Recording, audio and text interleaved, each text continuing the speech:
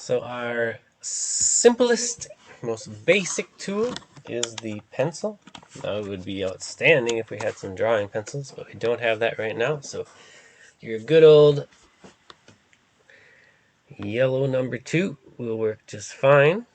The first thing you're going to want to do is kind of tidy up that tracing. You might be missing some spots. And we have the picture here, so it's pretty easy to kind of fill in the blanks. Make sure all the lines are where you want them. And you can see you don't need a perfect tracing to get this. We're doing the most of the work otherwise. Now when I start, you can see how black the hair is, and I'm not even getting it close to that. I just kind of like to get a little value in there to make sure that the shapes are right, nothing's out of wonky, nothing's out of whack before I really commit to a dark value. So I always go a little light. You can notice how softly I'm holding the pencil. Pretty relaxed at this point. I'm not putting a lot of pressure on there.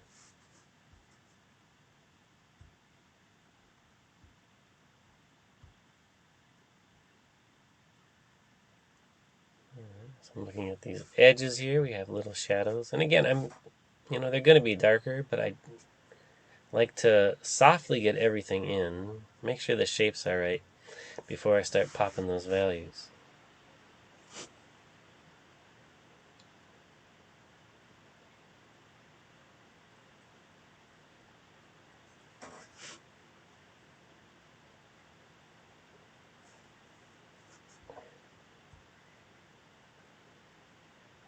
So working around the eye, we have some clear dark spots here. If we can blend that from light to dark, that would be awesome.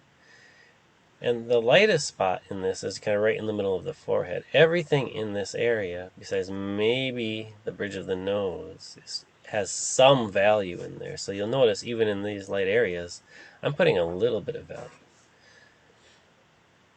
Now the drawing starts to come alive once we get that very dark value in the hair. And that takes a bit of work because I really want this to pop. Once I get these dark values, it's a little easier to get some of the darker shadows in the face as well. We don't want the hair and the face to be the same value, otherwise they're not going to separate. You don't want to pay close attention to the shapes, like the tip of the nose and the mouth. Make sure you get those right.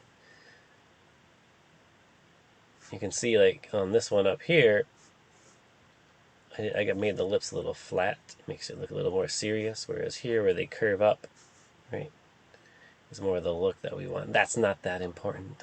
Don't stress about it, but something to think about as we're going, something to look at as you're working. And even these lines, right, they don't have to be perfect, but I can get the idea of that pattern in there. And again, I really want to get these lips nice. There's that little V right under her nose. We got to have that V. And just a slight curve up to show that she's smiling. So things to look for. And then we just start getting the shadows. It's all about the shadows. That's really the important thing. So that's it. Just take your time with pencil. It's very enjoyable. You can see because of video issues, I had to do this. This is my, third one for sure, maybe fourth. But it's not a bad way to spend some time doing these drawings. And they look nice. You don't have to do this, but I know a lot of students like to kind of blend that out a little bit. Then you get rid of some of the hard lines that you see in this one. The hard lines are fine, right? You can still see the value, you can still see the form. But I know a lot of students like to blend it out. The nice thing about that is you can pull some super light values into some areas, right, without using any pencil on them. Just use that Q-tip to move some of the graphite over. Like, those cheeks are going to look really nice. So you can see on the right one here, I haven't used any blending. And then here, it's much more blended out. So a different look. I think both are good. So that's pencil. Relax and enjoy. This is a nice warm-up for us to get into the semester. So have fun, and I look forward to seeing the results.